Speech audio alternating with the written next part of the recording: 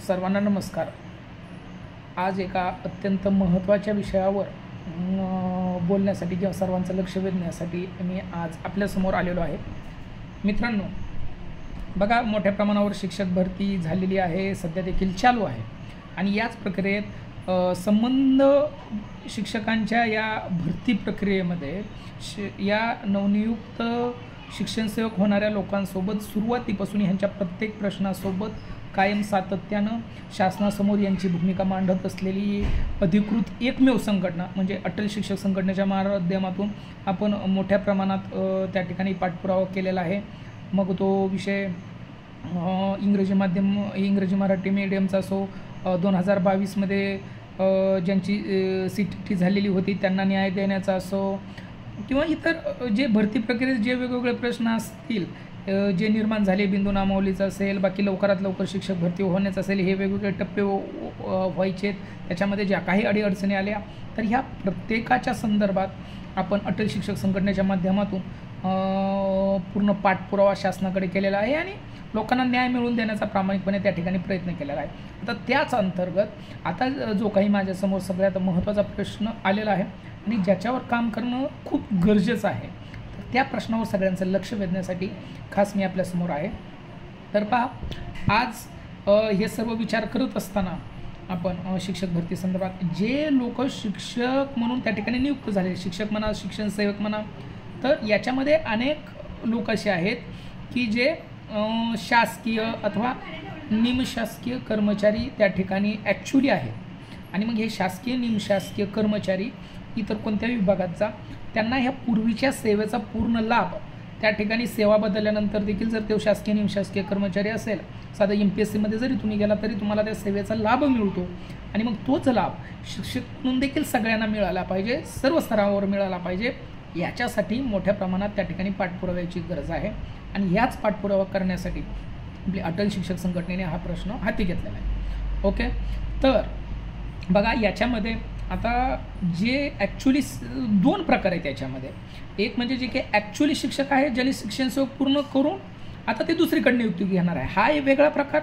आणि दुसरा जो प्रकार आहे इतर ते मग शिक्षक वगळता इतर विभागातून शिक्षण विभागात आलेले, आता शिक्षक झालेले असे कर्मचारी, हे दोन वेगवेगळे कंपार्टमेंट आहेत, त्याच्यामध्ये वेगवेगळे विभाग आहेत आणि ह्या दोन विभागाचे वेगवेगळे प्रश्न त्या ठिकाणी आहेत। तर त्याच्यामध्ये जे हे दुसऱ्या टाईपचे जे लोक आहेत त्यांच्या समस्या जास्त आहेत। ते म्हणजे जर एखादा राज्य शासकीय कर्मचारी असेल, केंद्र सरकारचा कर्मचारी असेल, महामंडळाचा कर्मचारी असेल, स्थानिक स्वराज्य संस्थेचा असेल, खाजगी संस्थेतून आलेला असेल, ह्या वेगवेगळ्या प्रकारातून जे काही कर्मचारी त्या ठिकाणी नियुक्त होत आहेत शिक्षक म्हणून किंवा ते नियुक्त स्वीकारत आहेत, यांना शिक्षणसेवक परत स्वीकारावं लागतं आहे, ही खूप खेदाची बाब आहे।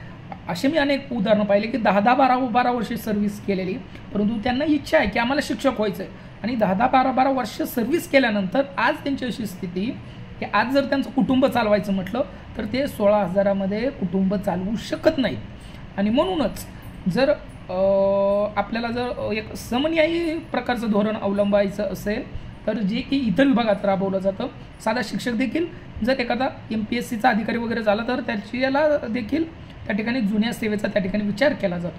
अगदी ह्याच पातळीवर शिक्षण विभागाने देखील शिक्षक म्हणून जे लोक रुजू झालेली आहेत, तर हे जर दुसऱ्या विभागातून आलेले असो किंवा शिक्षण विभागातून आलेले असो, तर ह्यांची जी मूळ सेवा झालेली आहे अगोदर इतर ठिकाणी, जरी त्यांनी पुनर्नियुक्ती घेतलेली असेल तरी देखील याच्यावर त्यांना कसल्याही म्हणजे पूर्ण हा जो सेवेचा लाभ आहे त्यांना त्या ठिकाणी भेटला पाहिजे आणि त्यांच्या वेतनात संरक्षण त्या ठिकाणी जसं शिक्षकांसाठीचं GR आहे की शिक्षकांना जर त्याचं शिक्षणसेवक पूर्ण झालेलं असेल आणि त्याने त्याच्यानंतर जर नियुक्ती स्वीकारली तर त्याला त्याच्या संदर्भात दोन वेगवेगळे शासन निर्णय, त्याच्यामध्ये एकामध्ये सांगितलेलं आहे की तुम्हाला त्या ठिकाणी शिक्षणसेवक परत करावं लागणार आहे। साधारणतः 2011चा हा GR आहे, त्याच्यामध्ये शिक्षणसेवक करण्याची तुम्हाला आवश्यकता नाही। आणि डिसेंबर 2022-23चा एक GR आहे, त्याच्यामध्ये स्पष्टपणे म्हटलेलं आहे की तुम्ही शिक्षक म्हणून जर कार्यरत असाल आणि परत तुमची पुनर्नियुक्ती झाली, तुम्ही स्वीकारली, तर तुमच्या वेतनात संरक्षण राहील। परंतु याच्याशिवाय जो वेगळा गट आहे तो कोणता, तर हे मी तुम्हाला सांगितलं तो एक, आणि दुसरा आणखी एक तिसरा जो याच्यामधला पार्ट आहे तो सगळ्यात महत्त्वाचा म्हणजे की अनेक स्थानिक स्वराज्य संस्थांमध्ये म्हणजे ते जिल्हा परिषद असेल, नगरपालिका असेल, महानगरपालिका असेल, तर या सर्व क्षेत्रामध्ये खाजगी संस्थांमध्ये असतील, तर जरी ह्या शाळा असतील तरी याच शाळामध्ये कंत्राटी स्वरूपात मोठ्या प्रमाणावर मागच्या काळामध्ये शासनाने या लोकांना राबवून घेतलेलं आहे आणि 2-2, 3-3, 4-4 वर्ष महानगरपालिकामध्ये, नगरपालिकामध्ये या लोकांनी घातलेले आहे. तर जर असं कंत्राटी स्वरूपात जरी त्यांनी शासनाची जर सेवा केली असेल आणि ती जर 3 वर्षापेक्षा अधिकची घडत असेल किंवा जास्त जर त्यांनी कंत्राटी स्वरूपाचं केलं असेल किंवा जेवढीही त्यांनी सेवा केलेली आहे ते शिक्षण सेवकसुद्धा याच्यातून वगळण्यासाठी सुद्धा आपण त्या ठिकाणी प्रयत्न केले पाहिजे किंवा त्यांची जेवढी सेवा आहे तेवढी ग्राह्य धरून त्या ठिकाणी त्यांचं वेतन निश्चिती त्या ठिकाणी होणं गरजेचं आहे.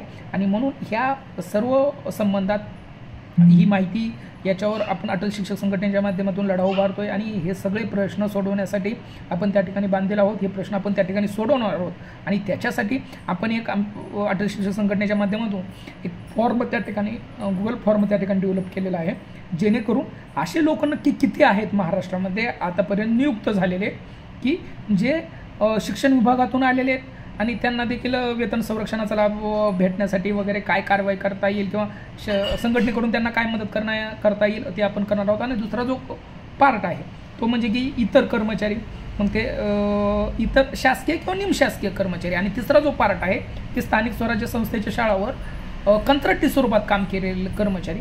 तर ह्या तिन्ही लोकांचं, तिन्ही प्रकारातल्या लोकांचं आपण त्या ठिकाणी त्यासाठी एक गुगल फॉर्म त्या ठिकाणी आपण बनवलेला आहे सुंदररित्या आणि ही सगळी माहिती आपण त्या ठिकाणी संकलित करत आहोत, जेणेकरून नक्की महाराष्ट्रामध्ये असे किती लोक आहेत की ज्यांनी अगोदर नोकरी करत असताना देखील त्यांनी शिक्षक म्हणून नोकरी स्वीकारलेली आहे आणि इतर सगळी माहिती त्या ठिकाणी कलेक्ट करत आहोत. या माहितीच्या आधारे आपण शासनाकडे हे सर्व प्रश्न सोडवण्यासाठी किंवा याच्यावर नक्की काय करता येईल तर ह्या सगळ्या बाबीवर त्या ठिकाणी पाठपुरावा करणार आहोत. आणि म्हणून आजच्या या व्हिडिओद्वारे माझं महाराष्ट्रातील जे तमाम शिक्षक बांधव आहेत पूर्ण सेवेमध्ये लागलेले, तर यांना या ठिकाणी जाहीर आव्हान आहे की तुम्हाला याच्यासोबत एक गुगल फॉर्मची लिंक मी देतो आहे. तर या गुगल फॉर्मच्या लिंकद्वारे तुम्ही तुमची सगळी माहिती त्या ठिकाणी भरा, जेणेकरून सगळी माहिती एकदा संघटनेकडे आल्यानंतर या माहितीवर नक्की आपल्याला लक्षात येईल की कोणत्या विभागातून किती कर्मचारी आलेले आहेत, शिक्षक सोडून किती कर्मचारी असे आहेत, त्याच्या संदर्भातला डाटा काय आहे, तुमची सर्व्हिस किती झालेली आहे, त्याच्या आधारावर काय आपल्याला मागण्या करायच्या. म्हणजे हे सगळं त्या ठिकाणी एक सूत्रबद्धरित्या आपल्याला मांडता येईल, जेणेकरून ते प्रश्न सुटलेच पाहिजे. म्हणून एक ऑथेंटिकेट डेटाच्या जवळपास जाण्याचा आपला एक प्रयत्न आहे संघटनेच्या की खरंच ही किती प्रमाणात आहे त्याच्या एक नमुना म्हणा त्याच्या जवळपास एक जाण्याचा प्रयत्न आपण करतोय. आणि ह्या माहितीच्या आधारे मग आपण त्या ठिकाणी शासन दरबारी पूर्णपणे पाठपुरावा करणार आहोत की यांना या जुन्या सेवेचा लाभ त्या ठिकाणी मिळेल. म्हणून माझी या माध्यमातून, या व्हिडिओच्या माध्यमातून तमाम राज्यभरातील जे नवनियुक्त शिक्षण सेवक असतील, जुने शिक्षण सेवक असतील, तर या सगळ्यांनी हा गुगल फॉर्म जे याच्यामध्ये गुगल फॉर्ममध्ये नवीन नियुक्त जर असतील, तुम्ही नवीन नियुक्त झालेला असाल, तुम्ही कधीचे असाल किंवा 2017च्या मध्ये जरी तुम्ही नियुक्त झालेला असाल तर त्याच्या संदर्भात तुम्ही तुमची माहिती त्या ठिकाणी या फॉर्ममध्ये भरा, जेणेकरून आपल्याला एक आयडिया येईल की नक्की याच्यामध्ये काय चालू आहे. ओके. आणि म्हणून त्या ठिकाणी आपण ही सगळी माहिती त्या ठिकाणी संकलित करतोय.